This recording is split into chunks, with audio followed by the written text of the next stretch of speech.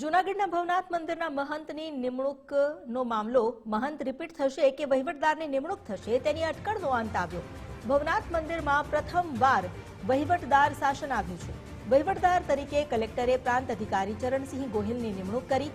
ભવનાથ મંદિરનો પ્રાંત અધિકારી સત્તાવાર ચાર્જ સંભાળશે। મહંત હરિગીરીની મુદ્દત આજે પૂર્ણ થતા તંત્રએ નિર્ણય લીધો। ભવનાથ મંદિરના મહંતની નિમણૂક કલેક્ટર કરતા હોય છે। મહંત હરિગીરી સામે મહેશ ગીરીએ અનેક આક્ષેપ કર્યા હતા। ભારે વિવાદો વચ્ચે મંદિરમાં પ્રથમ વખત વહીવટદારની નિમણૂક કરવામાં આવી।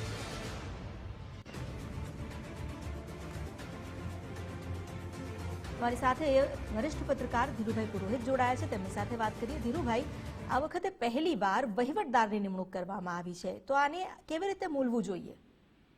જી, એક વાત તો એ છે કે આવા ધર્મસ્થળોની અંદર સરકારની દખલગીરી થાય એ સ્વાભાવિક રીતે જ ભાવિકોને ગમતું નથી હોતું।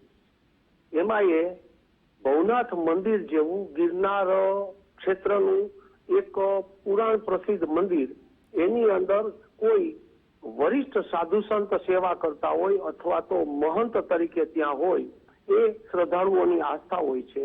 એવી સ્થિતિ વચ્ચે જ્યારે સરકાર અથવા તો ત્યાં વહીવટદાર પણ આવે એ વાત યોગ્ય તો નથી જ લાગતી।